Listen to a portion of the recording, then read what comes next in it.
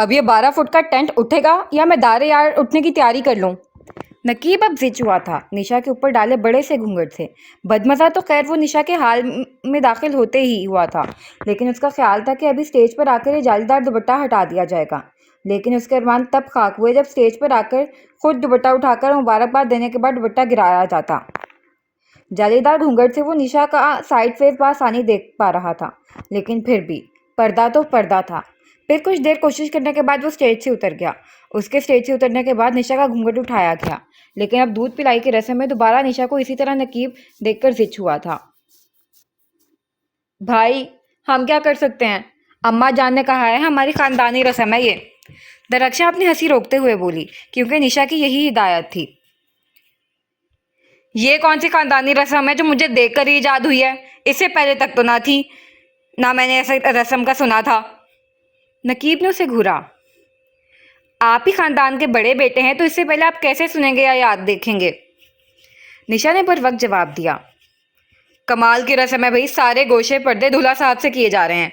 नकीब ने मुंह बसूरते हुए पहलू में लाल रंग का शरारे में गजब ढा रही अपनी खुराफाती दुल्हन को देखा था, जो ईंट का जवाब पत्थर से दे रही थी, और ये उसी की कारस्तानी थी। ये वो अच्छे से जानता था। वो सब छोड़ें भाई, और जल्दी से अपनी जेब ढीली करें और सिर्फ 50,000 निकालें। दरक्षा की चहकती आवाज़ पर दानियाल ने उसके खूबसूरत चेहरे को अपनी नज़रों की गिरफ्त में लिया था। आप एक गिलास दूध की कीमत बता रही हैं या पूरे डेयरी फार्म की? 50,000। आपको पता भी है 50,000 में कितने ज़ीरो होते हैं? दानियाल ने अबरू उठाए थे। तो आपने क्या हमें जाहिल समझा हुआ है? आपकी बार नज़र उठाने की बारिश दानिश की थी, क्योंकि जवाब गोल्डन कलर के खूबसूरत फ्रॉक में चेहरे पर संजीदगी छाए कब से खामोश बैठी 3 घंटा पहले बनी मनकूहा साहिबा की तरफ से आया था। ये जालीदार टेंट की जाली खानदानी रस्म तुम्हारी इजाद कर देना कद्दू कद्दू। बट डोंट वरी, आना तुमने अब मेरे कमरे में ही है, और वहाँ एक असली रस्म होती है। पहले इंतज़ार की, फिर दीदार की, तब मैं तुम्हें इसका अच्छा जवाब दूंगा। सबको एक दूसरे में उलझा देख नकीब ने निशा की तरफ झुककर धमकी दी थी, जिसका निशा पर कोई खास असर नहीं हुआ था। ये तो वक्त बताएगा कि कौन किसे जवाब देता है। निशा ने लापरवाही का मुजाहरा किया, जिस पर नकीब दांत पीसता वापस सामने दानियाल लोगों की तरफ मुतवज्जे हुआ। भाई, कुछ तो खुदा का खौफ खाओ तुम लोग। भाई को लूटने पर तुले हो, नहीं दूध की कीमत बता रहे हो या आबे हयात की? तोबा है, 50,000 में पूरा का दूध का तालाब खरीद लूँ मैं। नकीब ने अपना हिस्सा डाला था, लेकिन लड़कियों के शोर करने पर सरेंडर करने के अंदाज में हाथ खड़े कर दिए। ओके ओके, यार दूध बेच रहे हो या मछली? मछली बाजार बनाया हुआ है यहाँ। नकीब के लकब पर जहाँ लड़कों ने कहका लगाया, वहीं लड़कियों ने सदमे से मुंह खोल दिया। मेरा मतलब है, मुझे डील मंजूर है, लेकिन पहले ये 12 हाथ का टेंट उठाओ, फिर कुछ मिलेगा, वरना चलते फिरते नजर आओ। नकीब ने उसी बहाने अपना मतलब निकालना चाहा। लेकिन भाई, कोई लेकिन वेकिन नहीं। हम आपकी मान रहे हैं, आप हमारी माने। एक हाथ दें, एक हाथ नहीं। दानियाल नोटों का बंडल हवा में लहराते हुए बोला। फिर काफ़ी बहसों मुबाहिसे के बाद सिर्फ दूध पीने के लिए निशा का घूंघट उठाया गया था, और नकीब में भी पूरा चेहरा देख भी नहीं पाया था कि रुखे रोशन पर दोबारा पर्दे गिरा दिया गया। नकीब रात के 3 बजे सारे काम खत्म करके नींद और थकन से बोझल होती आंखों के साथ कमरे की तरफ आया था। दरवाजे पर खड़े दारबानों से बिना बहस के मुंह मांगी कीमत देते धीरे से दरवाज़ा खोलकर कमरे में दाखिल हुआ। कमरे में कदम रखते ही उसका दिल बिलियों उछलने लगा था।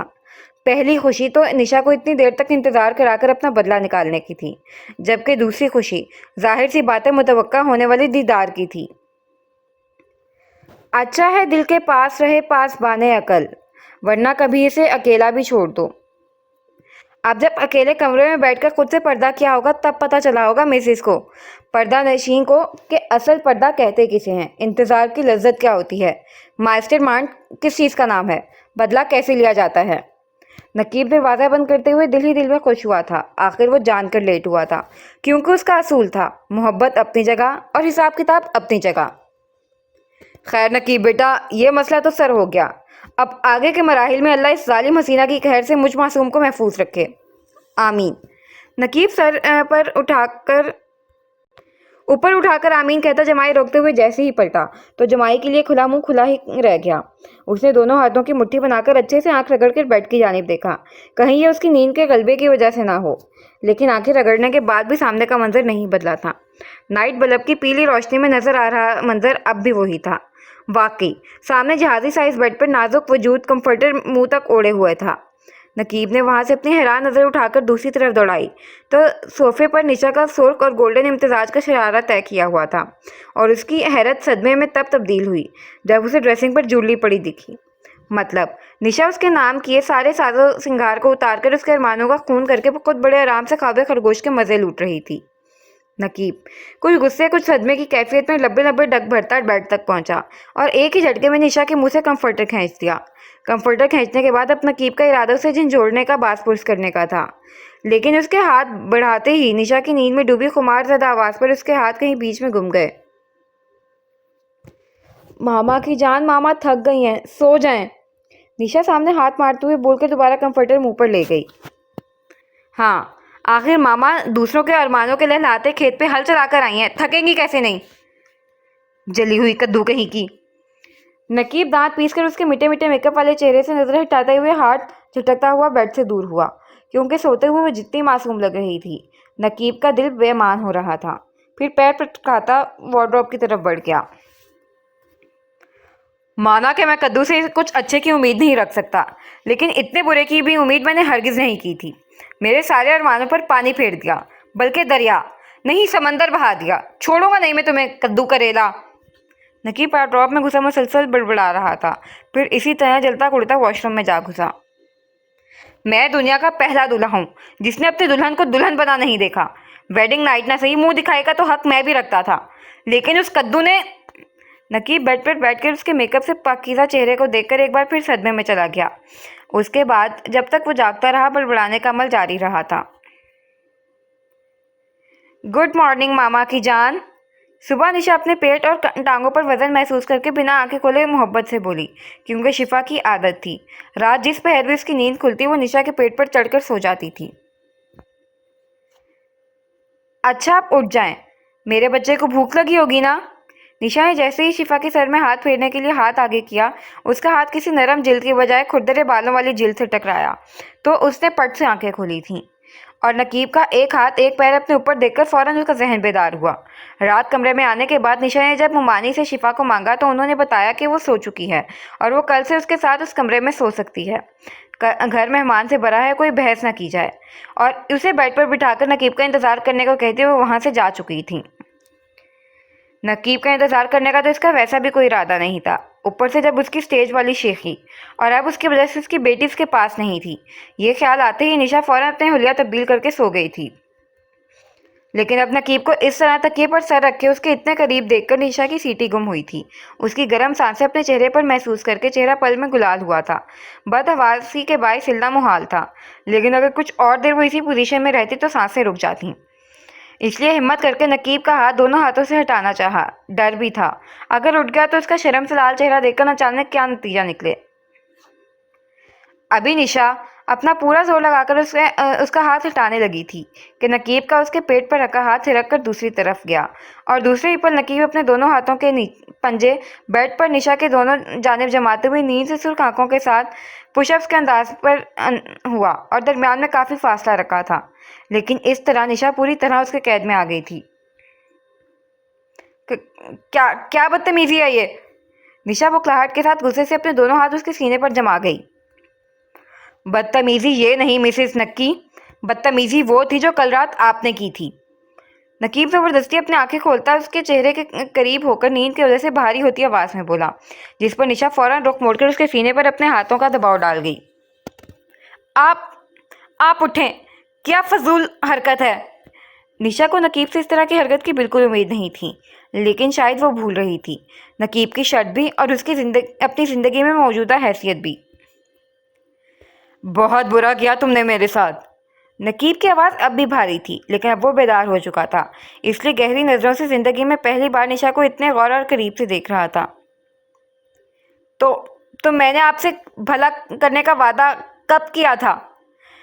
निशा अपनी कोशिश जारी रखती अटकते हुए मगर सर संजीदा गुस्से के मिले जुले आंसर के साथ बोली थी, तुमने पहले वो घूंघट वाला सीन करके मेरी अपनी बीवी को सबसे पहले देखने की ख्वाहिश पर ओस गिराए, फिर दूध पिलाई में चालाकी दिखाकर मेरे की तलब पर ट्रिगर चलाया। इसके बाद मेरे सारे अरमानों का खून किया और दीदार की घड़ी में सारी बत्तियों के साथ मेरे अरमान को गुल करके सो गई। नकीब निशा की मुज़ाहिमत को खातिर में लाए बगैर अपने ही हाँक रहा था।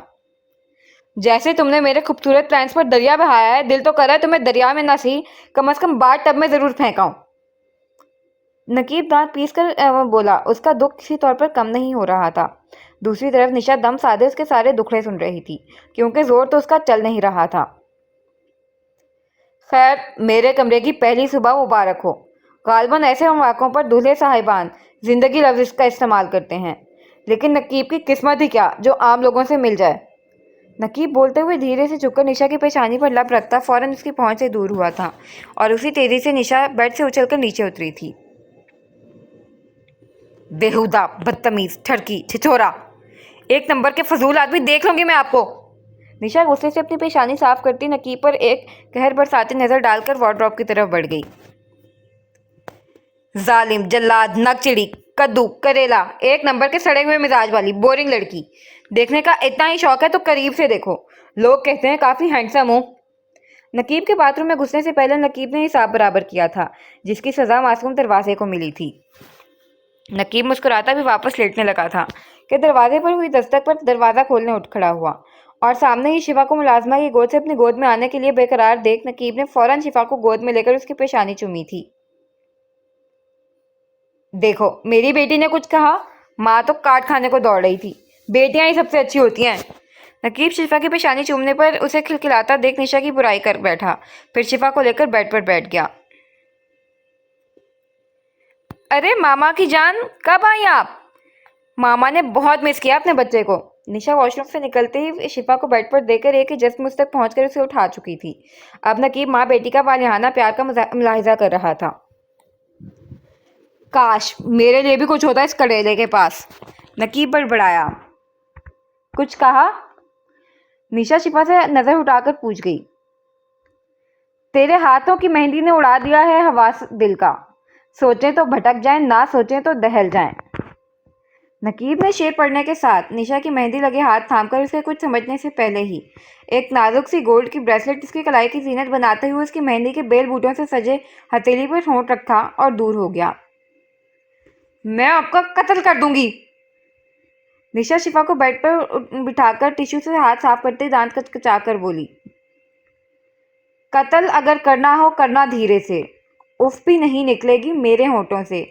दूर जाना नहीं तुझको है कसम, हद से ज्यादा तुम्हें चाहते हैं सनम।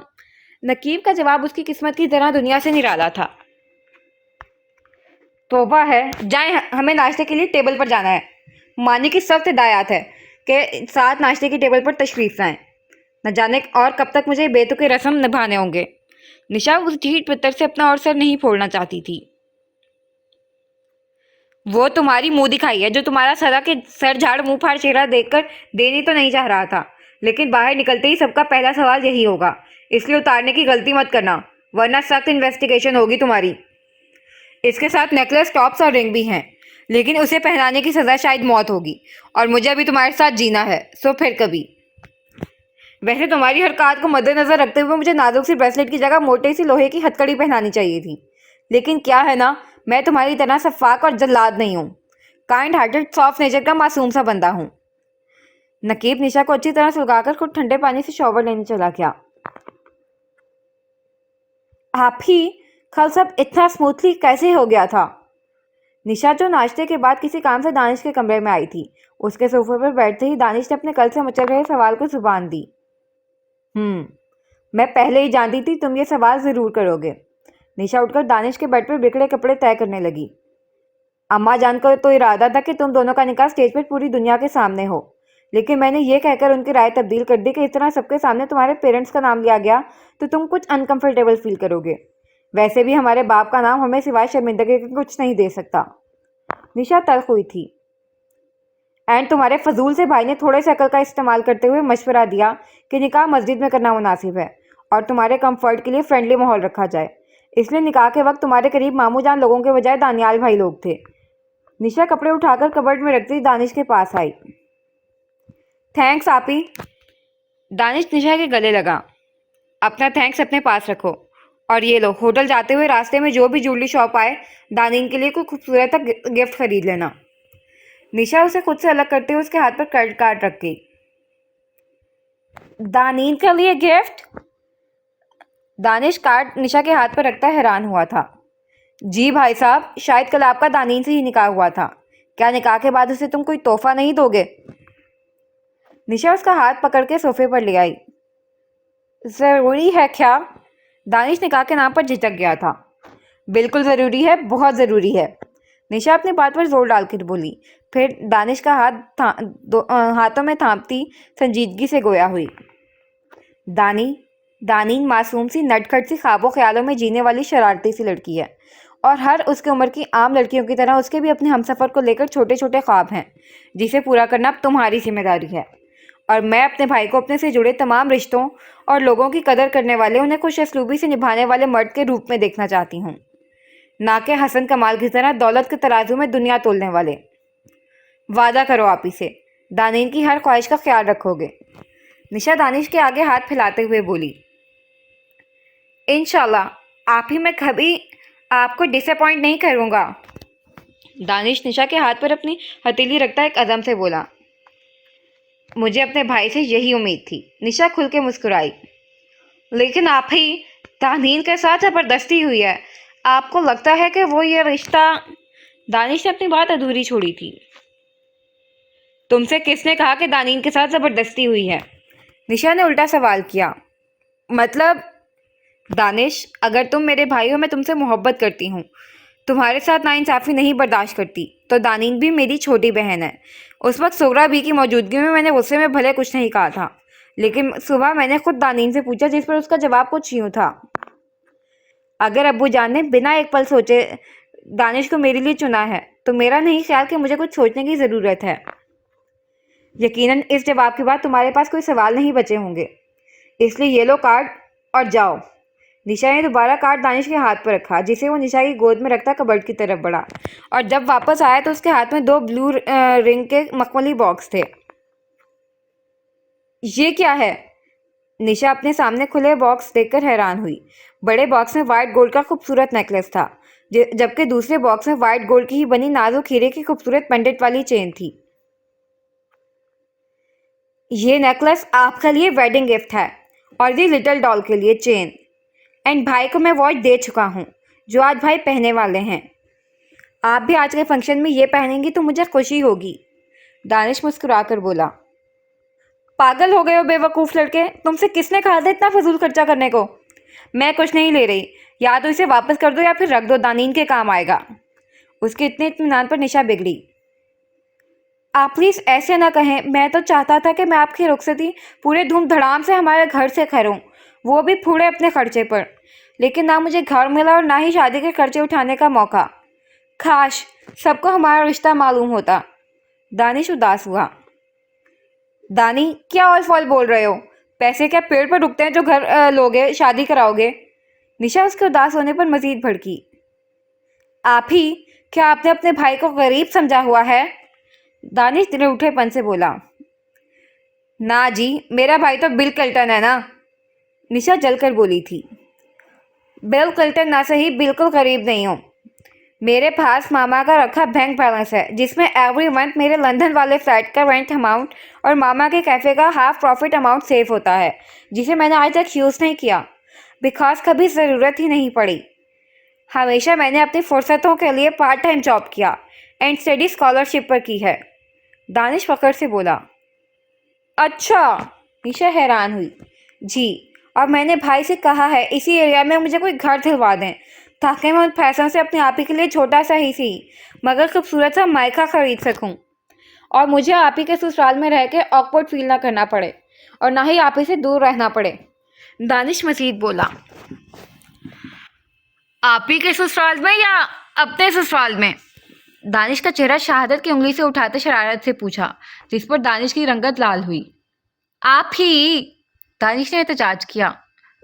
हाँ हाँ, खैर मेरा भाई बड़ा हो चुका है, निकाह हो गया है जनाब का, प्राइवेसी तो चाहिए। इसे आप ही का ससुराल तो बहाना है। निशा दानिश का लाल चेहरा देखकर मजीद शरारती हुई। कम ऑन आपी, आपको लगता है वो रेड चिली मुझसे हैंडल होगी? मैं तो घर इसलिए लेना चाहता हूँ ताकि मेरी आपी का एक मायका हो। दानिश अपनी जीभ मिटाता हुआ बोला। हम्म, कहते हो तो मान लेती हूँ। निशा उसके शर्ट के बाल बिगाड़ते हुए दरवाजे की तरफ बढ़ी। याद से गिफ्ट लेकर दानीन को अपने हाथों से देना। अगर ऐसा नहीं हुआ तो कल आप ही तुम्हें दानीन के सामने कुट लगाएगी। फिर दानी तुम्हें अंग्रेजी बाबू की जगह अफ्रीकी शहजादा रेड इंडियन कह के बुलाए तो मेरे पास शिकायत लेकर मत आना। निशा ने दरवाजे से पलट के मीठी सी धमकी दी। खुश रहो। दानिश के मुंह बसूरने पर निशा मुस्कुराती वहां से निकल गई। पीछे दानिश गिफ्ट और रेड चिली के बारे में सोचने लगा। ये मंजर है मैरिज हॉल के फोटो शूट रूम का, जहां ग्रीन कलर के बाहरी टेल कट में भारी ज्वेलरी और मेकअप के साथ पिछले आधे घंटे से कैमरामैन की हिदायत पर पोज देकर थक चुकी थी। अम्मा जान का हुक्म ना होता तो वो कभी ये फोटो शूट ना कराती। इसके मुकाबले में ब्लैक थ्री पीस में मलबूस नकीब ये सब बहुत एंजॉय कर रहा था, खासकर निशा के झंझलाहट। खुलकर मुस्कुराओ यार, आखिर हमारी शादी की फोटो शूट है। क्या उधार लेकर मुस्कुरा रही हो? नकीब निशा के कंधे पर दोनों हाथ जमाता सामने देखते हुए आहिस्ता आवाज में बोला। आप दांत दिखा रहे हैं ना, यही काफ़ी है। मैं ऐसे ही ठीक हूँ। और ज़रा फासले पर होकर खड़े हों, वरना मेरी पेंसिल हील अपनी खिदमत पेश करे तो इल्ज़ाम ना देना। निशा मसनूई मुस्कुराहट के साथ सामने देखती हुई अपने दांतों के बीच नकीब को पीसती हुई बोली, जो ये सब बहुत इंजॉय कर रहा था। सर, अब आप मैम को पीछे से अपने हसार में लेकर अपनी थोड़ी उनके कंधे पर टिकाएं। कैमरामैन ने अगली हिदायत दी, जिस पर निशा उछल के नकीब से 4 कदम दूर हुई, क्योंकि ये पोज बहुत ओवर था। पिछले सारे पोज काफ़ी डिसेंट थे। देखे मिस्टर कैमरामैन, ये बहुत ज़्यादा ओवर है। निशा सामने दरक्षा की गोद में शिफा पर नजर डालकर बोली। मैडम, ये मोस्ट रोमांटिक पोज है। आप कैमरामैन प्रोफेशनल अंदाज में बोल रहा था जब निशा ने उसकी बात काटी। तो ऐसा करें, आप इनके साथ खड़े होकर ये पोज दें, मैं शूट करती हूँ। पता नहीं शादियों में कैमरामैन लोग दूल्हा दुल्हन को कठपुतली और खुद को परफॉर्मर क्यों समझ लेते हैं। निशा बिना कोई लिहाज किए बोली। जहां पर कैमरामैन का मुंह खुला था वहीं नकीब और दरक्षा ने अपनी हंसी छुपाई थी। दरी हो गया और मुझसे ये ड्रामा नहीं होगा, मुझे बाहर ले चलो। निशा दरक्षा की तरफ देखकर हुक्म देने वाले अंदाज में बोली। बट मैम, रिलैक्स यार, मेरी मिसेज रोजाना सुबह करेले के जूस में नीम के काढ़े से बने आइस क्यूब डालकर पीती है। ये उसी की मिठास है, तुम माइंड ना करो। नकीब निशा को देखकर शरारत से बोला। आपकी जुबान ना नीम और करेले का कसरत से इस्तेमाल कर रही है, कहीं ऐसा ना हो कि जुबान को उसकी लिज्जत से लुत्फानंदोज होना पड़े। निशा दरक्षा के गोद से शिफा को ले रहे नकीब की तरफ झुककर धमका गई। मेरी तौबा, तुम ही बर्दाश्त हो जाओ, काफ़ी है। नकीब ने फौरन तौबा की, वरना इससे कोई वईद नहीं था कल टेबल पर ऑरेंज जूस की बजाय नीम जूस सर्व कर दे। इन्हें छोड़ो, इन्होंने अपना आधा घंटा हमें दिया, यही उनका एहसान है मेरे भाई। अब हम बाप बेटी के पोज लो। नकीब शिफा को लेकर कैमरामैन के करीब आया, जो हैरानी से हिटलर दुल्हन को छोड़ के जाता देख रहा था। निशा उसे इग्नोर करती और दरक्षा के साथ बाहर निकल गई। उफ अल्लाह, लोगों को क्या हो गया है? वलीमा मेरे भाई और आपी का है, ये लोग मुझे मुबारकबाद निकाह के दे रहे हैं। अजीब लोग हैं। दानी ने एक लंबी सांस लेती अपना नीला घेरेदार फ्रॉक संभाल कर आराम से कुर्सी पर बैठती ही आंखें बंद कर गई। दानी जब से होटल आई थी, हर कोई इसके निकाह की मुबारकबाद के साथ दूल्हे से मुतल्लिक तफसीशात और सवालात करके बेचारी दानी की जान हलकान कर रहा था। आखिर में तंग आकर दानी महफिल तर्क करती खामोश गोशे में चली आई थी। दानी, बात सुनो, मुझे तुमसे कुछ बात करनी है। दानी ने अपनी सोचों में महकती जब अस्मा की आवाज़ पर उसने नागवारी से आंखें खोली। दानी, आई एम सॉरी, मेरी छोटी सी बेवकूफ़ी की तुमने बहुत बड़ी कीमत चुकाई है। I am really sorry for that. मैं जानती हूँ तुम दानिश को पसंद नहीं करती, लेकिन ज़बरदस्ती तुम्हें ही निकाह करना पड़ा। हो गई तकरीर। दानी ने अपने दोनों हाथों को टेबल पर जमाकर अस्मा को तीखे चितूनों से घूरते हुए बोली, जिस पर अस्मा ने इस बात में सर हिलाया। ओके देन, अब मेरी सुनो। फर्स्टली, तुम अपने सॉरी का अचार डालो और सुबह शाम 2 चमचे खाओ, क्योंकि मुझे तुम्हारे सॉरी की कतई ज़रूरत नहीं। सेकंड, अपना जुमला दुरुस्त करो, तुम्हारी गलती छोटी नहीं थी, क्योंकि तुम्हारी जगह अगर मैं बेहोश होकर कहीं गिर जाती और मेरे साथ कुछ बुरा होता तो इसका जिम्मेदार कौन होता? या फिर मैं भी तुम्हारी तरह दानिश के कमरे में जाकर सो जाती, तो इस केस में दानिश पर इल्ज़ाम तो सच साबित हो जाता, क्योंकि मुझे तुम्हारे मास्टरमाइंड की खबर नहीं।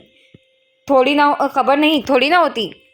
और मैं आसानी से एक पाक बासमर्द जिसने कभी बाहर तो दूर हमारे घर की औरतों को इरादतन नजर उठाकर नहीं देखा, उस पर इल्जाम लगा बैठती। दानीन के दरुस अंदाज पर आसमा ने सर झुकाया। थर्डली, मुझे दानिश अच्छे लगते हैं या नहीं ये तुम्हारा मसला नहीं है, इसलिए मुझसे और दानिश से दूर रहो। एंड मोस्ट इम्पॉर्टेंटली दानिश नहीं दानिश भाई कहो, क्योंकि तुम्हारी फूफी को ही दानिश का बेग हाउस से रिश्ते का सर्टिफिकेट चाहिए था। अब जब दानिश बेग हाउस के दामाद हैं तो तुम्हें उससे उसी हैसियत से खिताब करना चाहिए। मेरा हो गया, अब तुम जा सकती हो। दानीन उसे हनूस खड़ा देख पानी का गिलास उठाते हुए बोली, जिस पर अस्मा एक हसरत भरी नजर उस पर डालकर चली गई, क्योंकि जिसे उसने दिन रात मांगा था वो बिन मांगे दानीन को मिल गया था। मतलब आप ही सही कह रही थी। दानिश जो कब से दानीन को गिफ्ट देने ढूंढता रहा था उसे साइड पर जाता देख उस तरफ आया था। इससे पहले कि वो दानीन को गिफ्ट देने जाता वहां अस्मा आ गई और अस्मा से दानीन की गुफ्तगू सुनकर दानिश हैरान हुआ, लेकिन कहीं दिल में ढेर सुकून ने बसेरा किया था तो कहीं खतरे की घंटी भी बजी थी, जिसे इग्नोर करता दानिश दानीन की तरफ बढ़ा। दानिश ने टेबल पर जाकर उसके मुतवज्जा करने के लिए गला खनकारा, जिस पर दानीन ने बेजारगी से आंखें खोलकर आने वाले को देखा और दानिश को सामने नर्वस खड़ा देखकर उसका मीटर कुछ और घूमा था, क्योंकि वो इस वक्त दानिश का सामना नहीं करना चाहती थी।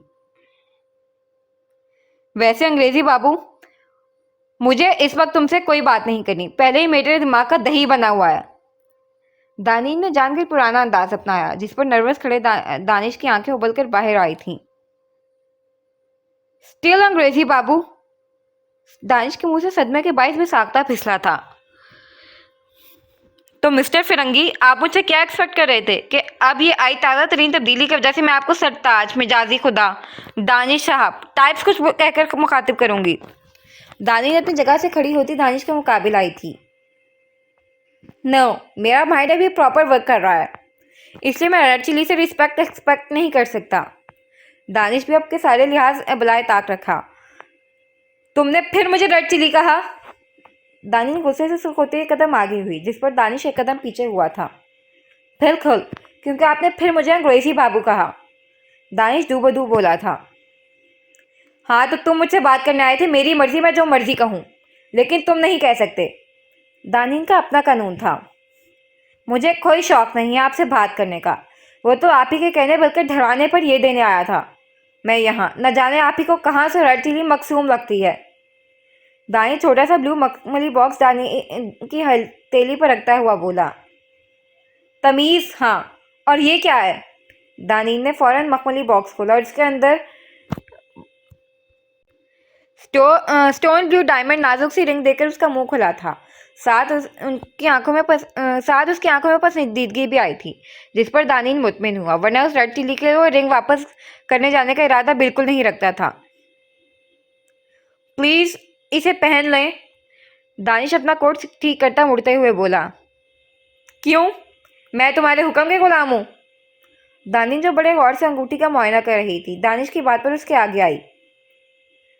तो ना पहने, मेरा काम देना था, अब आप ही आपको कुट लगाएगी। दानिश जिद हुआ। मतलब तुम आप ही से मेरी झूठी सच्ची शिकायत लगाकर मुझे कुट लगाओगे? दानिश की आंखें बाहर आई थीं, जिस पर दानिश ने पर हाथ मारा। तभी न जाने दरक्षा कहाँ से वहां नाजिल हुई थी। वल्लाह, बेग हाउस पर क्या रहमत बरस रही है। अभी कपल नंबर 1 के नोकझोंक से लुत्फानंदोज होने के बाद उनकी सुलह करा कर आ रही हूँ, और यहाँ कपल नंबर 2 इसी काम में महव है। दरक्षा कुर्सी संभालते हुए इत्मीनान से बोली। By the way mister and Mrs दानी, ओप्स, मिस्टर एंड मिसेस अंग्रेजी बाबू, आपकी बहस का मुद्दा क्या है, ताकि मुझे सुलझाने का कोई क्लू मिल जाए। दरक्षा ने आंखों में शरारत लिए संजीदगी से पूछा, जैसे उसका काम ही सुलह कराना हो। अभी तक तो था सो था, लेकिन अब ये मुद्दा होने वाला है कि बकवास कर रही दरी का कत्ल किस तरह किया जाए। दानिश रिंग बॉक्स टेबल पर रखते उसकी तरफ बढ़ी। हाँ, सोच लो, दानिश भाई बेवा हो जाएंगे। दरक्षा ने पीछे होते हुए कहका लगाया। दानिश ने दांत कचकचाए। वैसे एक चीज नोटिस किया तुमने? फर्स्ट कपल नकीब निशा दोनों एन से कैंडिडेट कपल, दानिश दानीन दोनों डी से। वाह, मतलब रब ने बना दी जोड़ी हो यार तुम लोग। दरक्षा का हाथ मौका ज़ाया करने वाली थी। दरी, बंद रखो अपनी बकवास, वरना मैं तुम्हारी जान ले लूँगी। दानीन दानिश की मौजूदगी में उसका हवाला देने पर अजीब महसूस कर रही थी। कुछ ऐसा ही हाल दानिश का था। वो खामखा ही आसपास नजरें दौड़ा रहा था। अरे दानीन, आप इतनी लाल पीली क्यों हो रही हैं? कोई प्रॉब्लम है क्या? दानियाल जो साइड पर फ़ोन सुनने आया था, दरक्षा को वहां मौजूद देखकर इधर चला आया। जी भाई, बहुत बड़ी प्रॉब्लम है। मेरी एक फजूल सी दोस्त है जिसकी शादी करवानी है, और निकाह के लिए जाहिर सी बात है कहते दूल्हे की ज़रूरत है। बट परेशानी ये है कि दूल्हे के नेम का फर्स्ट लेटर डी से होना लाजमी है, क्योंकि मेरी दोस्त को कपल्स के नेम के फर्स्ट लेटर्स मैच करने में बड़ी दिलचस्पी है। सो अगर आपकी नज़र में कोई लड़का हो तो बताएं प्लीज़। दानी ने एक ही बार में दरक्षा की सीटी गुम की थी। वैसे दानियाल भाई का नाम भी डी से ही आता है। दानिश ने भी अपना हिस्सा डाला। दरक्षा, जो कल से दानियाल की नज़रों से खाइफ थी, बुरी तरह नर्वस हुई थी, जबकि दानियाल बड़ी दिलचस्पी से उसकी सुर्ख रंगत देख रहा था। आप लोग बहुत बुरे हैं। मैं देख लूंगी आप दोनों को। मिस्टर एंड मिसेस दानी। दरक्षा तेजी से बोलती दानियाल की साइड से निकली। पीछे मुस्कुराते हुए दानी भी उसे मनाने गई थी। भाई, मेरी दड़ोई सिर्फ बहुत अच्छी है। दानिश दानियाल की नज़रों की सिम देखता हुआ शरारत से बोला। मेरी दानी सिस भी बहुत अच्छी है। दानिन भी दूबदू बोला। फिर दोनों मुस्कुराते हुए स्टेज की तरफ बढ़ गए। हेलो हेलो डॉक्टर अंकल, मैं सैमी बोल रहा हूँ। अंकल बीडी ने फिर टैबलेट नहीं ली, उन्हें हेडेक हो रहा है। प्लीज़ आप आ जाएं, सैमी को बहुत डर लग रहा है। आ जाएं doctor uncle please. Blue jeans पर वाइट शर्ट पहने गोल्डन बालों वाली 13 साला सैमी सुर्ख गालों को बार बार हथेली की पच से साफ करते हुए बेचैनी से कमरे में इधर से उधर टहलते हुए अब दूसरी तरफ की हिदायत सुन रही थी, जबकि नजरें बेड पर अपने सर को पकड़े सख्ती से दोनों लब आपस में भींचे सर से उठ रही टीस को बर्दाश्त कर रहे शख्स पर थी। I am waiting uncle, please come fast. Yes, I am waiting desperately. Sami की नज़र अब भी बेड पर लेटे वजूद पर थी, जो इतने दर्द में भी उस छोटी सी लड़की की फिक्र पर मुस्कुरा रहे थे। हसन, क्यों करते हो तुम ऐसा? क्या मिलता है तुम्हें खुद को तकलीफ पहुंचाकर? डॉक्टर सफदर, जो हसन कमाल के दोस्त के साथ फैमिली डॉक्टर भी थे, उनके आधे घंटे में नॉर्मल होते ही ताते हुए अंदाज में पूछ गए, क्योंकि ये हसन कमाल का मामूल बन चुका था। जब दिल किया मेडिसिन ली, अक्सर छोड़ दी। मुझे क्या मिलेगा यार, मुझ जैसे इंसान को तो मौत तक नहीं मिलती।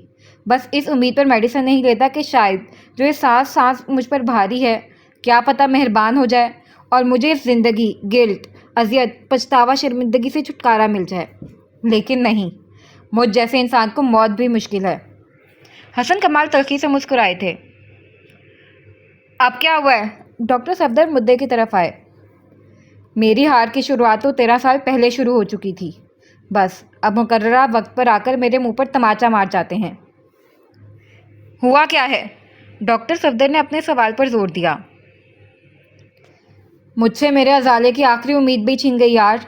मैं वो मुसाफिर हूँ जिसने राह सफ़र में पीछे कोई ऐसी निशानी नहीं छोड़ी है जिस पर चलकर वापसी कर सके। मैंने तो अपने कदमों के निशान भी हर अगले कदम के साथ मिटा दिए। हसन कमाल टूटे हारे लहजे में बोले, फिर डॉक्टर सफदर की उलझन समझते हुए तफसील से गोया हुए। मेरी पहली औलाद, जो मेरे सामने बेबी कॉट में लेटी थी, मैंने उसे देखा तक नहीं।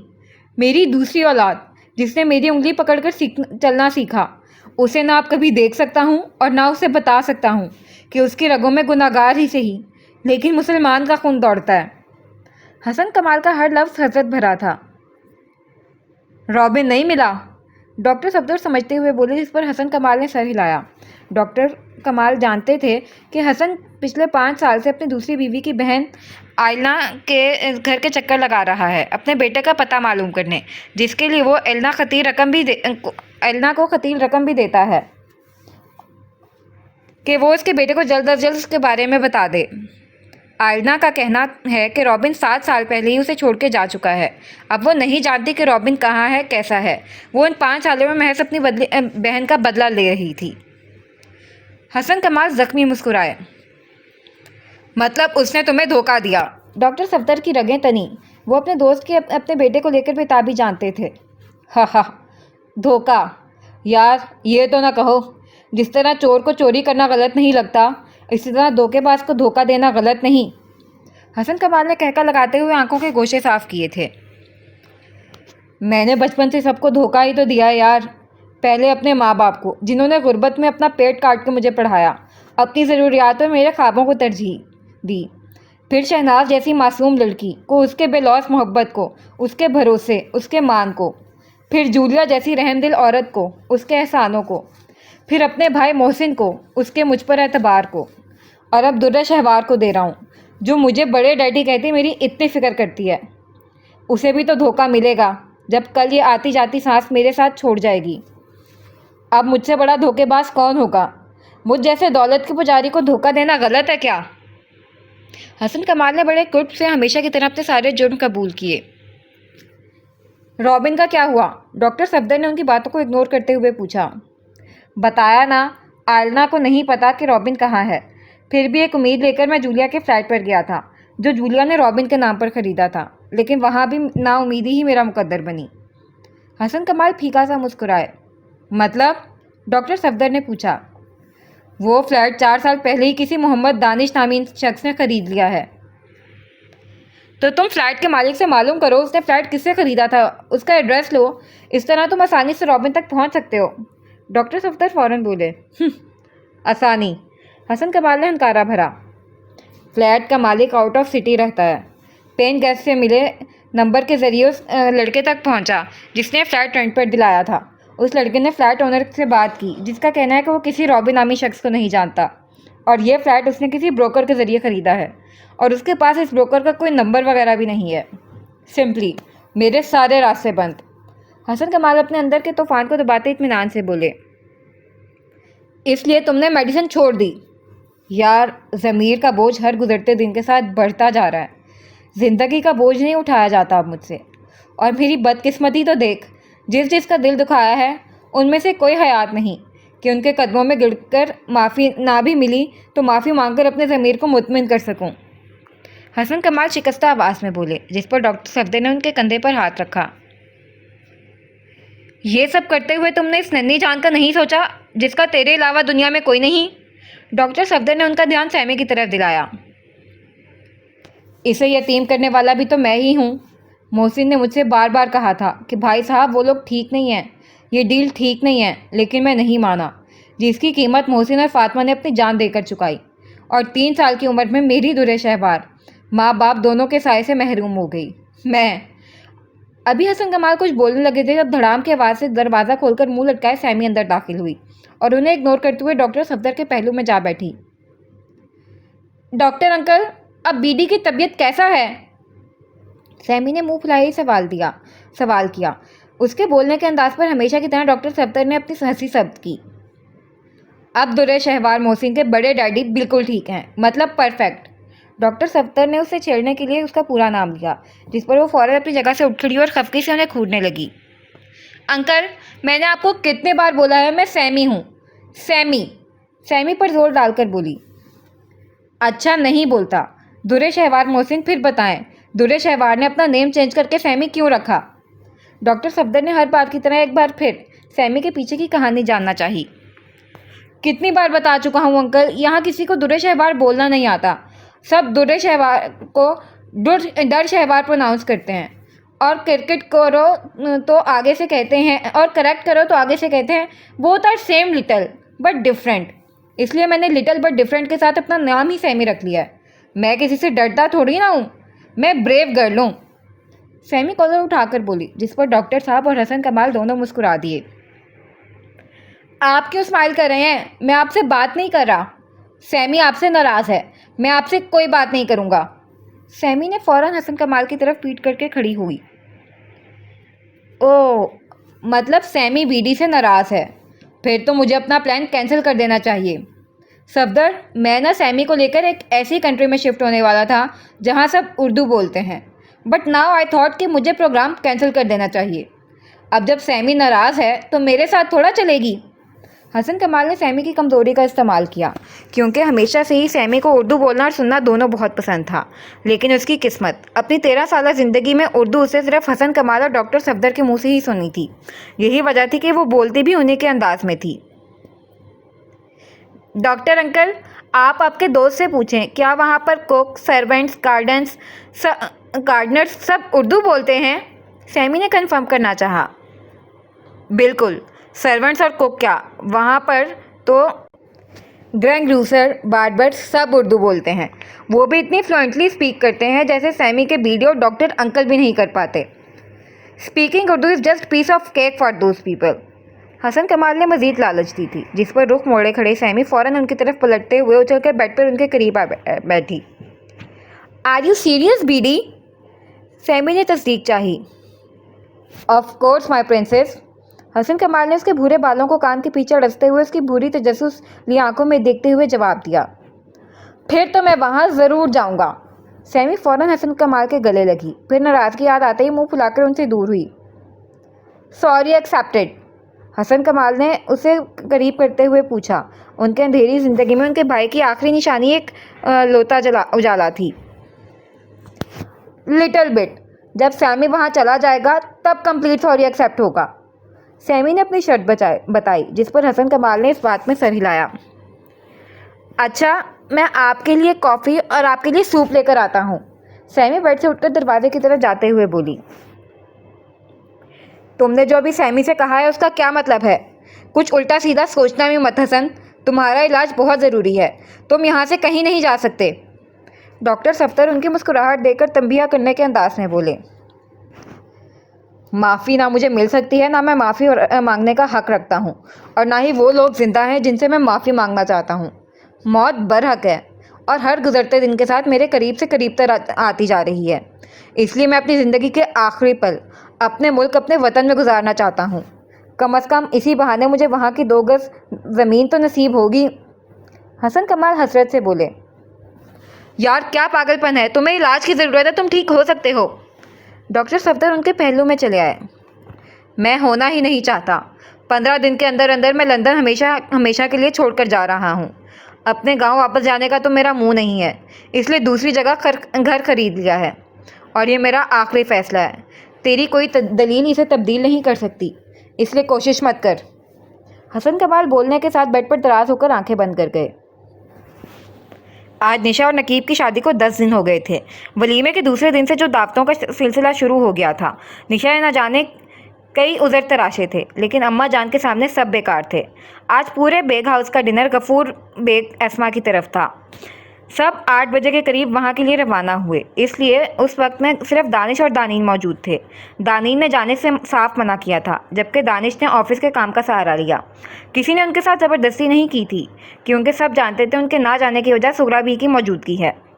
रात के 9 बजे जब दानीन को भूख ने मजबूर किया तो उसने किचन की राह ली, और किचन के बाहर फैली आलू के पराठों की खुशबू से उसने सुस्त कदम में फुर्ती भर दी, और अगले 1 मिनट में वो किचन में थी, जहां ब्लैक ट्राउज़र शर्ट पर एप्रन पहने दानिश स्लैब पर झुका रोल करने में मगन था। वाह अंग्रेज़ी बाबू, तुम तो शेफ़ भी निकले, और कितने हिडन क्वालिटीज़ हैं तुम्हारे अंदर। दानीन दोनों हाथ मसलते हुए ललचाती नजरें टेबल पर सजाते पराठों पर गाड़ कर बोली। शुक्रिया, आप भी अपने लिए कच्छप बना लें। दानिश आखिरी पराठा फ्राई पैन पर डालते हुए बोला। क्या मतलब मैं बना लूँ? दानीन हैरान हुई। मतलब ये कि रात हो गई है, आपको भी भूख लगी होगी। आंटी लोग कुछ बना कर नहीं गए, फ्रिज में अलाका फ्रूट्स के कुछ नहीं। अब अगर आपको खाने की भूख है तो बनाना तो पड़ेगा। दानिश इत्मीनान से कहता आखिरी पराठा निकालकर एक बाउल में दही लेकर टेबल पर आ गया। अब वो दानीन के मुकाबिल बैठे बड़ा आराम से पराठों के साथ इंसाफ कर रहा था। मतलब तुमने 5 पराठे अपने लिए बनाए हैं? तुम 5 पराठे अकेले खाओगे, मुझे नहीं दोगे? दानिश का आधा पराठा ख़त्म करने के बाद भी दानीन की सदमे भरी आवाज़ आई, जिस पर दानिश ने मसरूफ़ से अंदाज में सिर्फ सर हिलाया था। अंग्रेज़ी बाबू, तुम मेरे साथ ऐसा कैसे कर सकते हो? दानीन उसे लजीज पराठों को अनहमाक से खाता देख रो देने को थी। मैं तो आपसे इतनी दूर बैठा हूँ, कैसे कुछ कर सकता हूँ? दानिश आपसे आम से अंदाज में बोला, लेकिन दानीन फिर भी ब्लश कर गई। मेरा मतलब है, तुम कितने सफाक और बेहिस हो। एक मासूम लड़की तुम्हारे सामने भूखी बैठी है और उसके सामने 5-5 पराठों के साथ इंसाफ कर रहे हो। तुम्हें शर्म आनी चाहिए। दानीन ने दानिश को शर्म दिलानी चाहिए। शर्म तो ऐसे धुला रही हैं जैसे मैं बनाकर नहीं बल्कि छीन कर खा रहा हूँ। और ये मकसूम लड़की कहाँ है? मैं उसे फिर पराठा देकर आता हूँ। दानिश ने हैरान होते हुए आसपास नज़र दौड़ाई, जिस पर दानीन ने दांत पीसे। देखो अंग्रेजी बाबू, बहुत हो गया। मुझे बहुत तेज़ भूख लगी है और पराठे भी ठंडे हो रहे हैं। चुपचाप 2 पराठे मुझे दो। दानीन बोलने के साथ पराठों पर झपटी थी, लेकिन दानिश ने प्लेट फ़ौरन पीछे की। 2 गरम बना लें आप जाकर। दानिश ने पराठे की जगह सुला दिया। बनाने आते तो बना लेती, मुझे सिवाय चाय के कुछ भी बनाना नहीं आता। दानीन लाचारी से बोली। वाह, फिर तो काफ़ी ब्राइट फ्यूचर है मेरा। दानिश ने दांत पीसते हुए सोचा। ओके, मैं आपको 2 पराठे दे सकता हूँ, बट मेरी छोटी सी कंडीशन है। अगर आप दानिश ने बात अधूरी छोड़ी, जिस पर दानी ने अब्रू उठाकर पूछा। रिस्पेक्टफुली रिक्वेस्ट करें कि दानी प्लीज़ मुझे भी वो पराठा दे दें। दानिश बड़ी मुलायमत से बोला, जिस पर दानी ने पूरी आंखें खोलकर उसकी मक्कारी देखी। मैं तुम्हें रिक्वेस्ट करूं, वो भी दानी बोलकर। दानी ने ऐसे पूछा जैसे दानिश ने कोई बहुत अनहोनी बात कर दी हो। जी। दानिश लापरवाही से बोलते हुए फ्रिज से कोक निकाल लाया। मकसद सिर्फ दानीन को चढ़ाना था। उसने पराठे बनाए ही दानीन के लिए थे, क्योंकि आलू के पराठे दानीन के फेवरेट थे, जो दानिश को नरक्षा ने बताया था। तुम बहुत बुरे हो अंग्रेजी बाबू। तुमने जानकर अम्मी जान को डिनर नहीं बनाने दिया ताकि तुम मुझे भूखा रखकर बदला ले सको। दानी ने फ़ौरन दुखी हीरोइन का किरदार अदा करते हुए आंखों की टंकी भरी। उसकी भराई हुई आवाज़ पर प्लेट में झुककर अपनी हंसी रोक रहा दानिश बेचारा तो हड़बड़ा गया। कम ऑन दानी यार, मैंने ऐसा क्या कर दिया है जो आप रोने बैठ गई? ये ले खा लें, मैंने आपके लिए ही बनाई थी, बस आपको तंग कर रहा था, दैट्स इट। दानिश ने फ़ौरन अपनी प्लेट दानीन के आगे कर दी, जिस पर दानीन बिना एक पल की देर किए पराठों पर झुक गई थी। Drama queen. दानिश नफ़ी में सर हिलाते हुए स्लैब की तरफ बढ़ गया, और जब तक वो स्लैब और यूज़ के बर्तन साफ़ करके आया, दानिश 2.5 पराठा साफ़ कर चुकी थी। दानिश उसके सामने रखी प्लेट भी साफ़ करता स्टैंड में रखकर अपने आप को घूर रही दानिश की तरफ मुड़ा।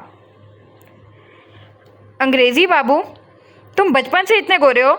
दानीन, जिसकी नज़र कब से दानिश के सिर को सफ़ेद हाथ पर थी, आखिर पूछ ही लिया। साथ एक नज़र अपने गुंदमी हाथ पर भी डाली थी। नहीं, अभी आटा लगाया है। दानिश जलकर बोला।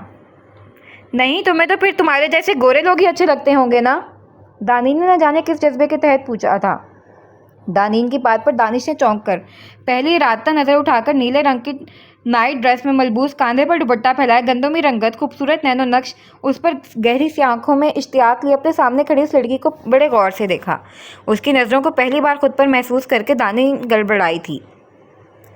सब अल्लाह की मखलूक हैं। अल्लाह को जो पसंद आया उसने बनाया, फिर मैं कौन होता हूँ अल्लाह की पसंद में चॉइस करने वाला? दानिश ने आखिरी लफ्ज़ पर कुछ खफकी से अदा किए थे, क्योंकि वो दानीन और अपने खुद के हाथ का मुवाजना करना नोट कर चुका था। खफा क्यों होते हो? मैंने तो सिर्फ सवाल ही तो किया है। खैर, तुम यहाँ बैठो, मैं तुम्हें अपने हाथों की बनी वर्ल्ड बेस्ट चाय बनाकर पिलाती हूँ। क्या याद करोगे? दानीन एहसान करने के अंदाज में उठी। दानिश भी बिना कुछ बोले चेयर पर बैठकर फ़ोन यूज़ करने लगा। फिर दानी ने चाय लाकर दी, जिसे पीने के बाद दानिश को वाकई वो वर्ल्ड की बेस्ट चाय लगी थी। कैसी लगी? दानीन दानिश को खामोशी से कप रखकर उठता देख तारीफ बटोरने की घर से उसके सामने आई। आप रोज़ अगर मुझे ये चाय बना कर दें तो मेरी समझ में आ सकता है। एक कप में क्या समझ आएगा, अच्छा है या भरा? दानिश बेनियादी से कंधे अचकाता किचन से निकल गया। पीछे दानीन का मुंह खुला का खुला रह गया। अल्लाह रहम कर मुझ पर, मैं तो 10 दिन में तंग आ चुकी हूँ। निशा जो दावत से आने के बाद अम्मा जान के कमरे में चली गई थी, अब जब अपने कमरे में आई तो बिखरा कमरा देखकर रो देने को थी। अफसोस, तुम्हारा मायका भी कोई दूसरी जगह नहीं है जहाँ तुम आराम करके इसको आराम कर सको। ओह, वेरी सैड। नकीब जो बेड पर लेटा अपने पेट पर शिफा को बिठाए खेला रहा था, मज़े से बोला, जिस पर निशा दांत पीसते कमरे पर नज़र दौड़ा गई, जहां बेड के आगे कालीन पर पांडा गाड़ी, टूटे टॉय कार और दूसरे उसी साइज़ के खिलौने उल्टे पुल्टे रखे हुए थे। वहां से उसकी बेजार नज़र जब सोफे तक गई, वहां पर कई शॉपर यूं ही फेंकने के अंदाज में रखे थे। गर्ल्स कमरे के हर कोने में कुछ ना कुछ बिखरा था। आपको किस बेवकूफ़ ने इतना सब फजूल चीज़ें लाने की सलाह दी थी? शॉपर्स उठाकर कबर्ड में रखते हुए पूछा। मेरी बेटी पहली बार अपने कदमों पर खड़ी हुई थी। क्या हुआ, 2 सेकंड के लिए हुई, लेकिन हुई तो थी ना। अब मुझे उसके लिए शॉपिंग करने के लिए किसी बेवकूफ़ तो क्या, उसकी खुद की लेजेंड माँ की भी सलाह की ज़रूरत नहीं। नकीब शिफा को प्यार करते हुए बोला, जिस पर निशा नफ़ी में सर हिलाती कमरा साफ करने लगी। फिर आधे घंटे की हिद्दत मेहनत के बाद निशा चेंज करके शिफा का फीडर लेकर बेड पर आई थी। नकी, मुझे आपसे कुछ ज़रूरी बात करनी है। निशा शिफा को बेड पर लिटाकर उसके मुंह में फीडर डालते हुए संजीदगी से बोली। ज़हे नसीब, आज मलका आलिया खुद मुझ नाची से बात करना चाहती हैं। नकीब पूरी तरह निशा की तरफ मुतवज्जा होते हुए शरारत से बोला। प्लीज़ कभी सीरियस भी हो जाएं और आहिस्ता बात करें। शिफा सो रही है। पहले ही आपने एक हफ्ते में उसकी रूटीन ख़राब करके रख दी है। कहाँ शिफा 9 बजे सो जाया करती थी, कहाँ अब 11 बजे भी खेलने का मूड होता है। निशा शिफा को थपकी देती धीमी आवाज़ में बोली थी।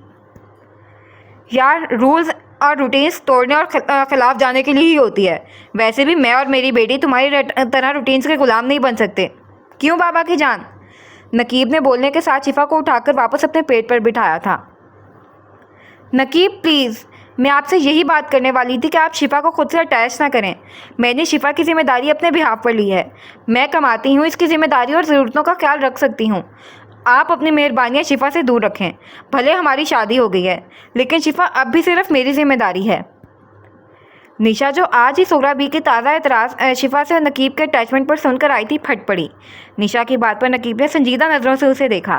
फिर शिफा को बेड पर लिटाकर फीडर उसके मुंह में डालता, फिर अपनी तरफ एहतियाती तौर पर कुशन्स रखकर निशा का बाजू सख्ती से अपनी मुट्ठी में दबोचता बालकनी में ले आया।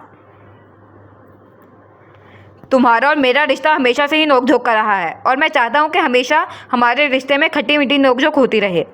लेकिन इस सब के बीच मैं तुमने शिफा को घसीटा तो मैं बर्दाश्त नहीं करूँगा। इसे तुम मेरी पहली और आखिरी वार्निंग समझो। शिफा पर जितना हक तुम्हारा है उतना मेरा भी है। मैं बाप हूँ उसका, और ये कुछ दिनों में ऑफिशियली लीगली पेपर्स भी लिखवाने वाला हूँ। बिकॉज शिफा के बायोलॉजिकल पेरेंट्स को किसी को नहीं पता, इसलिए दोबारा ये फजूलियात मैं ना सुनूँ, वरना तुम मुझसे कुछ भी एक्सपेक्ट कर सकती हो। नकीब निशा का बाजू पकड़े ही घुराया था। निशा तो पहली बार उसे इतना सीरियस लेकर दंग रह गई थी। समझ गई? नकीब इसे खुद को यकटक देखता पाकर दोनों बाजुओं से झंझोड़ चुका था। हाँ, निशा ने सिर्फ सर हिलाया। जिस पर नकीब उसका बाजू छोड़ता वहाँ मौजूद कुर्सी पर बैठकर खुद उसके घुटनों के बल बैठ गया। चेहरा अब भी संजीदा था। निशा के दोनों हाथ उसकी गिरफ्त में थे। तुमने ये बात सोची कैसे? किसने ये बात तुम्हारे जहन में डाली है? क्योंकि एक हफ्ते से तो तुम बिल्कुल ठीक थी। शादी की शॉपिंग भी मैंने शिफा के साथ ही की थी, जब तुमने कोई एतराज़ नहीं किया। फिर अब क्यों? नकीब उसके हवाइयाँ उड़े चेहरे को देखकर तहम्मुल से बोला।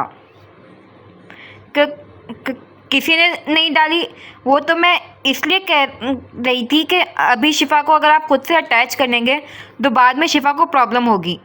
बाद में वो महरम और नामहरम के फ़र्क को सगे पराये का फ़र्क ना समझे, इसलिए। निशा ने बरवक्त अज़हर तराशा था, जो कि ठीक भी था। तुम उसकी टेंशन ना लो, अम्मा जान ने उसका इंतज़ाम 6 महीने पहले ही कर दिया था।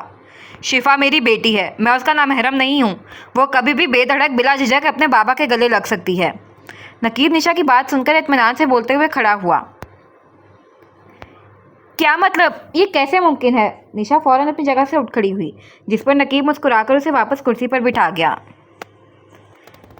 मैं तुम्हें चाँद कहूँ ये मुमकिन तो है, मगर लोग तुम्हें रात भर देखें ये मुझे गवारा नहीं। नकीब निशा की तरफ झुककर शेर पड़ता रेलिंग के पास जा खड़ा हुआ। मुस्कुरा क्या रहे हैं, बताएं? निशा उसे रेलिंग पर कमर टिकाए मुसलसल मुस्कुराता देख ज़ेच हुई। फरजाना तुम्हें याद है, या वो हमारी शादी में शिरकत नहीं कर पाई तो तुम उसे भूल गई हो? नकीब अपनी हंसी रोककर उसे अपने पास आने का इशारा कर गया, जिसका झुंझुलाया हुआ चेहरा चांद की उजली रोशनी में कुछ और खूबसूरत लग रहा था।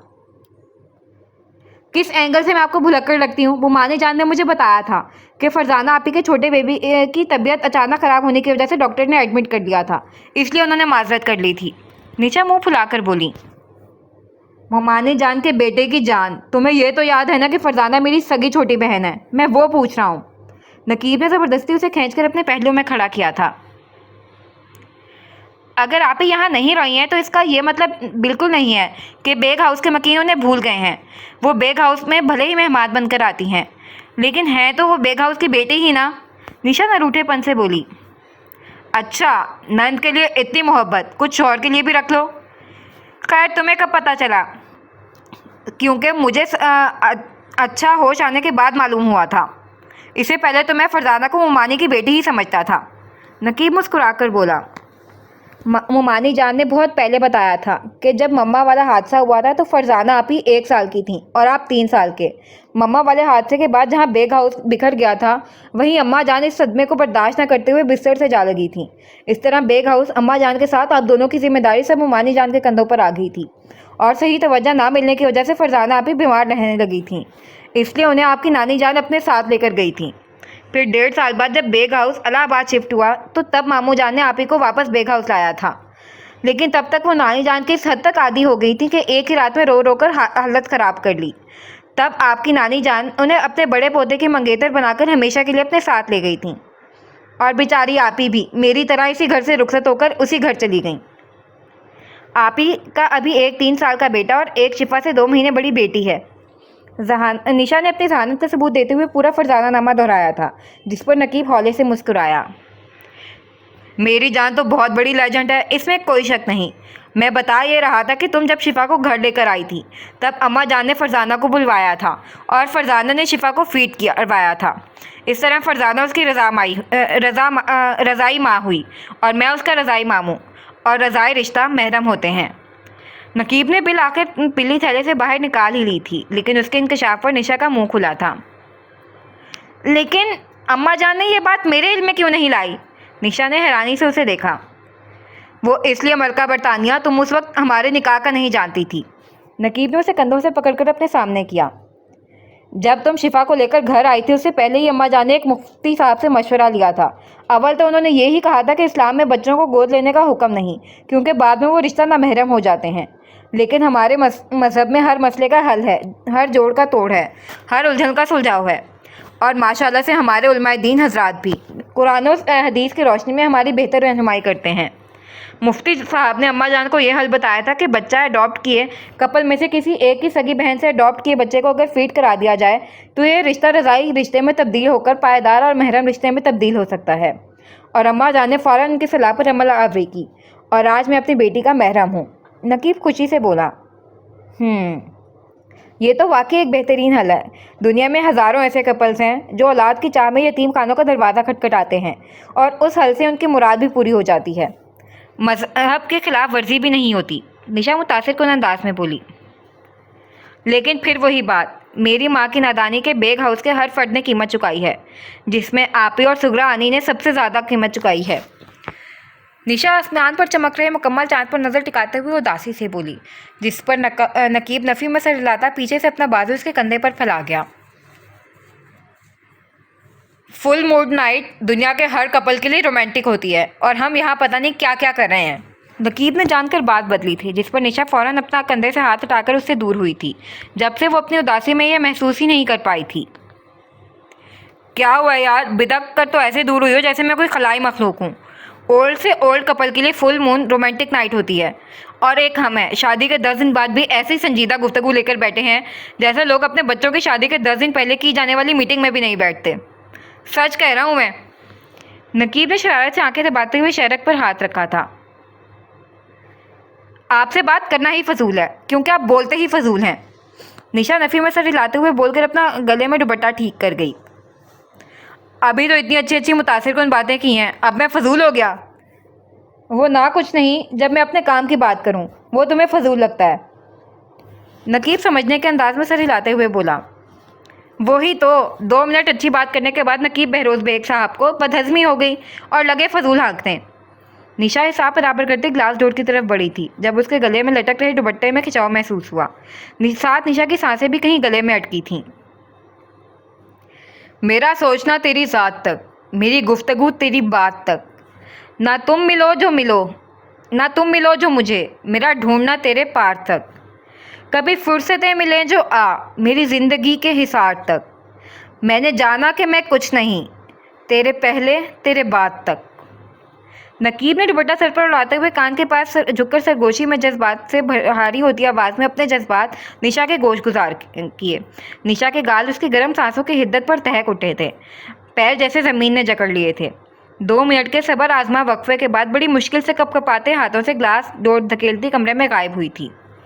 इस तमाम वक्फे में नकीब खामोश तमाशाई बना था, लेकिन उसके हाथों की लर्जिश, चेहरे की लाली नकीब से छुपी नहीं थी। वो जानता था ये लड़की मॉम है, लेकिन जिद में खुद को पत्थर के कॉल में बंद करके अपने साथ साथ अपनों को भी तकलीफ से दो चार कर रही है। अब तुम्हारी सोचों में सिर्फ नकीब बहरोज बेग का पहरा होना चाहिए। निशा नकीब बेग सिर्फ मेरे रहते हुए तुम माजी तो क्या हाल में भी नहीं सोच सकती, क्योंकि तुम्हारे इस चेहरे पर खुशियों का रंग सजाना ही मेरी ज़िंदगी का मकसद है। नकीब ग्लास वॉल पर जमाए तसव्वुर में निशा से मुखातिब हुआ। मत पूछ मेरे जागने की वजह है चांद, तेरा ही हम शक्ल है जो मुझे सोने नहीं देता। नकीब एक नज़र चांद पर डालकर कमरे में चला गया, जहां उसके तवक्कुओं के ऐन मुताबिक उसकी मलका बरतानिया मुंह तक कंफर्टर ओढ़े शिफा को डबोचे खुद को सोता जाहिर करने की नाकाम कोशिश कर रही थी। ये तो शुरुआत है मिसेस, मैं इस हद तक तुम्हारी सोचों पर गालिब हो जाऊंगा कि तुम्हें खुद को सोचने का वक्त भी नहीं मिलेगा। नकीब लाइट ऑफ करता अपनी जगह लेट गया। भाई दारम साहब, आज आपके इरादे ठीक नहीं लग रहे। ना यूनिफॉर्म, ना गर्मजोशी, ना चहल पहल। पराठा ऐसे खा रहे हैं जैसे पराठे ने खाने की इजाज़त ना दी हो। क्या राज है खुद फरामोशी का? दानीन अपने साइड पर बैठे दारम को अभी तक नाइट ड्रेस में बैठे देखकर हैरानी से बोली, क्योंकि ना उसने यूनिफॉर्म पहना था, ना नाश्ते पर उसकी तवज्जो थी, जबकि माशाल्लाह से खाने के काफ़ी शौकीन थे दारम साहब। जानती तो हो पड़ोस के प्रोफेसर अहमद साहब का ट्रांसफ़र दूसरे शहर हो गया है। अब वो ये घर बेचकर वहाँ शिफ्ट हो रहे हैं। आज उनकी रवानगी है, इसलिए साहब बहादुर स्कूल भी गुल कर गए हैं और कल से गम मना रहे हैं कि साहिर चला गया तो उसके साथ फुटबॉल कौन खेलेगा। जवाब दरख्शां की तरफ से था। लो भाई जूनियर, खोदा गुबार निकला चूज़ा, मैं फ्री टाइम में खेल लूँगा, टेंशन नॉट। दानिश फराग दिली से बोला था। अंग्रेज़ी बाबू, तुम्हारे रहते हुए उर्दू अदब को टेंशन ही नहीं ख़तरा भी है, इसलिए तुम ना फारिग औकात में उर्दू सीख लो, उर्दू ज़ुबान का भला हो जाएगा कुछ। और वो मुहावरा खोदा पहाड़ निकला चूहा है, ना कि गुब्बारा और चूज़ा। दानीन ने दांत पीसते हुए हमेशा की तरह तस्हीह की। दानीन, ये किस बदतमीज़ी से आप दानिश को मुखातिब कर रही हैं? आफरीन, आपने दानीन को समझाया नहीं कि अब दानिश से इज्जत से बात करे, शौहर है वो उनका। अम्मा जान ने फ़ौरन दानीन की पकड़ की थी। समझाया था अम्मा जान, लेकिन ये लड़की किसी की सुने तब ना। आफरीन बेगम ने उसे घूरा जो प्लेट पर झुकी बेनियाजी का भरपूर मुजाहरा कर रही थी। वलीमे के दूसरे दिन ही तकरीबन 2 घंटे आफरीन बेगम ने दानीन को ज्ञान बांटा था, लेकिन रिजल्ट अब 0 ही निकला। निशा, आपकी कलाई क्यों सूनी है? अब अम्मा जान की नज़र हमेशा की तरह खामोशी से नाश्ता कर रही निशा की सूनी कलाई पर गई थी। अम्मा जान, ऑफिस जा रही हूँ आज। निशा ने ऑफिस पर जोर दिया। तो अम्मा जान, ऑफिस में तमक झमक अच्छा नहीं लगता, काफ़ी ऑकवर्ड लगता है। बेटा, आप तुम सुहागन हो और साजो श्रृंगार ही सुहागनों के लिए ही बने हैं, और सुहागन श्रृंगार में ही जचती है। और ऑफिस जा रही हैं तो क्या हुआ, कुछ ऑफिस का हिसाब से पहनकर सुहागन के सोने हाथ अच्छे नहीं लगते। अम्मा जान ने अपना लॉजिक दिया, जिस पर दानिश की बेसाख्ता नज़र सामने दानीन के टेबल पर रखे हाथों पर गई, जिसके एक कलाई में काले रंग की खूबसूरत कांच की चूड़ियाँ सजी थीं, जबकि दूसरे हाथ में नफीसी खड़ी थी और दाएं हाथ की तीसरी उंगली में उसका दिया रिंग। दानिश हौले से मुस्कुराया था। अरे नकीब कहाँ है? आफरीन बेगम निशा की नज़रों का मफहूम समझकर बात बदलते हुए बोली। आंटी खाल, जब से शिफा खड़ी हुई हैं भाई के ज़मीन पर पैर ही नहीं टिक रहे। सुबह से शिफा को खड़ा कराने की कोशिश पर लगे हैं। दानिश ने एक बार फिर लपकुचाई की। अंग्रेज़ी बाबू, खुदा का वास्ता यार, बख्श दो उर्दू की जान। कभी एक्सेंट का जनाजा लगाते हो, कभी अल्फाज की हेरा फेरी करते हो, तो कभी पूरे मुहावरे का सर पैर एक करके उसकी माँ बहन करते हो। आखिर तुम्हें उर्दू से क्या तकलीफ़ है? बिगाड़ा क्या है उर्दू ने तुम्हारा? दानी ने एक बार फिर हिदायत फरामोश कर गई, क्योंकि उर्दू में उसकी जान बसती थी।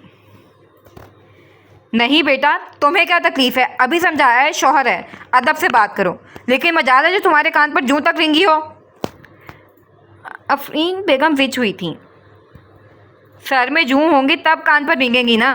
दानीन बड़बड़ाई, जिस पर दानिश और दरख्शां ने अपना मुंह तकरीबन प्लेट में डाला। सुधर जाओ दानी, आफरीन बेगम अंदाज में वार्निंग लिए बोली थी। जी, दानीन अदब से बोलकर अपनी जगह खड़ी हुई। इज़्ज़त माब मोहम्मद दानिश साहब, अगर आप तनावुल फरमा चुके हों तो क्या हम जामा की तरफ कूच करें? अगर नहीं तो कोई मसला नहीं है जनाब आली, आराम से अपना नाश्ता मुकम्मल करें। कनीज़ को कोई जल्दी नहीं है, वो तब तक पोर्च में आपके इंतज़ार की लिज्जत से लुत्फ़अंदोज़ होने के सुनहरे मौके का पूरा फ़ायदा उठाएंगी। साथ सारी उम्र आपकी एहसानमंद रहेंगी इस इनायत के लिए। दानीश तहज़ीब के दायरे में रहकर एक एक लफ्ज़ ठहर ठहर कर अदा करती दानिश पर कहर बरसाती नज़र डालकर वहाँ से वॉकआउट कर गई। क्या होगा इस लड़की का? आफरीन बेगम ने सर पर हाथ मारा था। आंटी डोंट वरी, मैं दानीश की बातों को एंजॉय करता हूँ। मुझे उनकी बात बुरी नहीं लगती, इसलिए आप टेंशन ना लें। दानिश मुस्कुराकर कहता वहाँ से बाहर निकल गया, वरना उसकी भूखी शेरनी लेट होने पर उसकी जान लेने से भी गुरेज नहीं करती। दानिश सही कहता है मोमानी जान, दानीश और दानिश का रिश्ता जैसा हल्का फुल्का है वैसे ही बहुत खूबसूरत है, और वैसे भी इज्जत लफ्ज़ों में नहीं दिल में होती है। निशा मुस्कुराकर कहती टेबल से अपनी कीज़ उठाने लगी। निशा बेटा, अब आप भी अपनी गाड़ी से ही जाएंगी। एक ही जगह जाना है, दोनों साथ चली जाएं। अम्मा जान प्लीज़ यार, पहले इस शादी वगैरह के चक्कर में पूरे 20 दिन बाद ऑफिस जा रही हूँ। अजीब लग रहा है, ऊपर से ऐसे साथ जाना, मतलब सबकी नज़रों का मरकज़ बनना, जो मुझे बिल्कुल नहीं पसंद। निशा बेजारगी से बोली, जो बाहर खड़े नकीब को सुलगा गई थी। वो फ़ौरन शिवा को मुलाजमा के हवाले करता पोर्च की तरफ बढ़ा। मैडम को मेरे साथ जाना अजीब लग रहा है, अब मैं भी देखूं कि मैडम मेरे बगैर कैसे जाती हैं। नकीब पोर्च में आकर निशा की गाड़ी की हवा निकालते हुए मुसलसल बड़बड़ा रहा था। अभी इसने सामने के दोनों टायरों की हवा निकालने के बाद पीछे के टायर्स की निकालने बैठा था, जब अकब से चीखने की आवाज़ के बाद सीधा हुआ। ओह माय गॉड, दिमाग ख़राब हो गया आपका, ये क्या किया आपने मेरी गाड़ी के साथ? निशा सदमे से सामने के दोनों टायर्स को ज़मीन से चिपका देख रही थी, फिर अपने सर से हेयर पे निकालते हुए फूले हुए नथनों के साथ नकीब को कुछ समझने का मौका दिए बगैर उसकी गाड़ी की तरफ बढ़ी। और जब तक नकीब हरकत में आता या कुछ समझ पाता, निशा उसकी गाड़ी के सामने के 2 टायर्स की हवा निकाल चुकी थी। पागल लड़की, ये क्या किया? अब हम ऑफिस कैसे जाएंगे? आपके बौखलाने की बारी नकीब की थी, जबकि निशा गाड़ी के बोनट से टेक लगाए दोनों हाथ सीने पर बांधे उसे सदमे से अपने टायर्स का जायजा लेती देख रही थी। मेरे कलेजे को ठंड पड़ी है, साथ ये भी मालूम हुआ है कि उस दिन भी मेरी गाड़ी को पंचर आप ही ने किया था, और ये सारी फसाद भी इसी के मरहूने मिन्नत है। निशा दांत पीस कर बोली। कौन सा फसाद मैडम? नकीब चलता हुआ उसके ऐन 2 कदम की दूरी पर खड़ा हुआ। ये निशा ने अपनी बायां हाथ उसके सामने लहराया, जिसकी गोरी कलाई में 6 बारीक सोने की खूबसूरत चूड़ियाँ सजी थीं। चूड़ियाँ सजती हैं कुछ उसकी कलाइयों में ऐसे जैसे चांद पर रख दिए हों कुछ फूल गुलाब के। नकीब हवा में निशा की कलाई थामते हुए खोए लहजे में बोला। उसके लम्स पर निशा ने फ़ौरन हाथ खींचा था। यार मतलब मेरी क्या गलती है? मैंने थोड़ी पहनाई है, नकीब बड़बड़ाया। जी बिल्कुल दुरुस्त, आपने नहीं पहनाई, लेकिन कारस्तानी आप ही की है। ना आप उस दिन मेरी गाड़ी के टायर्स पंचर करते, ना मैं गुस्से में आती, ना आपसे फाइल वाली जिद लगाती, ना ऑफिस से लेट होती, ना वो ऑफिसर आता, ना ये निकाह डिस्क्लोज होता, और ना अम्माजान सुहागन सुहागन बोलकर मुझे 16 श्रृंगार कराती। निशा अपने हाथ की कलाई की तरफ इशारा करते हुए बोली। अच्छा है ना यार, जच रहे हैं तुम्हारी कलाइयों में, खफा क्यों हो रही हो? नकीब दोनों तरफ बोनट पर हाथ रखता निशा के करीब होकर मदहोश अंदाज में बोला। क्या बेहूदगी है, अगर आपको ध्यान हो तो हम पोर्च में खड़े हैं, उधर माली बाबा काम कर रहे हैं। निशा अपने दोनों हाथों उसके सीने पर टिकाकर धक्का देते हुए बोली। तो क्या हुआ? वो जानते हैं क्या? वो जानते नहीं है क्या कि बच्चे की नई नई शादी हुई है, वो भी इंतहा की बोर लड़की से, जिसे रोमांस का अलिफ बे तक नहीं मालूम। अब जब बच्चे को थोड़ा बहुत मौका मिल रहा है तो फ़ायदा तो उठाएगा। वैसे भी माली बाबा का भी ज़्यादा रोमांस गार्डन में ही हुआ होगा। आई एम डैम श्योर, नकीब शरारत से बोला। आप जैसे इंसान से सिर्फ बेशर्मी, गैर संजीदा और बेहुदा हरकतों की उम्मीद कर सकती हूँ, इसलिए पीछे हटें। निशा ने उसे जोर से धक्का दिया था, लेकिन बेसूद। नकीब तो अपनी जगह से टस से मस ना हुआ। मैडम, मुझ जैसा शरीफ और महज़िब बंदा ना, तुम चिराग, मोमबत्ती, टॉर्च, यहाँ तक कि ट्रेन की लाइट लेकर भी ढूंढती ना, तब भी मिलना नामुमकिन है। बताओ ज़रा, है कोई इतना शरीफ इंसान इस दुनिया में जिसने निकाह के 24 साल बाद रुखसती करवाई, या शादी के 20 दिन बाद हनीमून पर जाने के बजाय ऑफिस जा रहा हो? नकीब कहाँ चुप रहने वालों में से था, और मुझ नाचीज़ ने कौन सी बेहुदा हरकत कर दी है मलका बरतानिया की शान में? नकीब दरमियान में 1 कदम का फासला रखते हुए पूछ गया। वो जो रोज़ सुबह करते हैं। निशा अपनी पीठ से गाड़ी को पीछे धकेलने के दर पर थी, क्योंकि फासला अब उसे ही पैदा करना था। कौन सा? वही जो यहाँ निशा ने अपनी पेशानी की तरफ इशारा किया। मैडम, उसे बेहूदगी नहीं, अकीदत की मोहर लगाना कहते हैं, जो इंसान हर किसी के साथ नहीं करता। सिर्फ उस इंसान को अपने अकीदत और मान का एहसास दिलाता है जो उसकी ज़िंदगी में बहुत ख़ास मकाम रखता हो। नकीब संजीदगी से उसकी पेशानी पर आई नन्ही नन्ही पसीने की बूंद साफ करते हुए बोला, लफ्ज़ों की ज़ुबान समझ आती नहीं, लम्स की ज़ुबान ही समझ लो। कहते हैं सबसे आसान ज़ुबान है लम्स की। लफ्ज़ धोखा दे जाते हैं, लम्स धोखा नहीं देते। आप किसी के टच से उसके इंटेंशन जान सकते हैं। कभी मेरे उस लम्स को अपना हक समझकर आंखें बंद करके महसूस करो। अगर रूह तक सुकून ना उतरा तो मेरा नाम बदल देना। नकीब उसकी आंखों में देखता संजीदगी से बोल रहा था। माजी और हाल जैसे दो कश्तियों के मुसाफिर को सुकून मुयस्सर नहीं होता, इसलिए कोशिश ना करें। सारी ज़िंदगी आपके सामने पड़ी है, आगे बढ़ें। आपको निशा कमाल, उसकी अधूरी शख्सियत कुछ नहीं दे सकती, क्योंकि हसन कमाल सिर्फ लोगों को तकलीफ़ दे गया है और माँ बाप का भुगतान हमेशा बच्चे भरते हैं। निशा की आंखों में पानी उतर आया था, लेकिन अभी भी वो हिम्मत से कपकपाते लब के साथ नकीब की आंखों में देख रही थी। निशा नकीब बेग कभी अधूरी नहीं थी। जब वो अपना नाम तक नहीं जानती थी, तब उसका नाम नकीब बहरोज़ के साथ जुड़ा था, और तब से निशा नकीब बेग ही है और हमेशा रहेगी। नकीब उसके आंसू साफ करते हुए मजबूत लहजे में बोला, एक मौका दो निशा, मुझे यकीन है मेरी हमराही में तुम मादी से हाल से मुस्तकबिल का सफ़र करते हुए पछताओगी नहीं। हम अपनी बेटी शिफा को मुकम्मल ज़िंदगी एक मोहब्बत करने वाले वालिदैन देंगे। बस तुम एक बार मुझ पर एतबार करके अपने ज़ख्मों का मरहम बनने का मौका तो दो। नकीब निशा का चेहरा अपने हाथों के प्याले में लेता आजिज़ी से बोला था, आपने भी तो ज़ख्म दिए हैं। निशा के मुंह से शिकवा फिसला।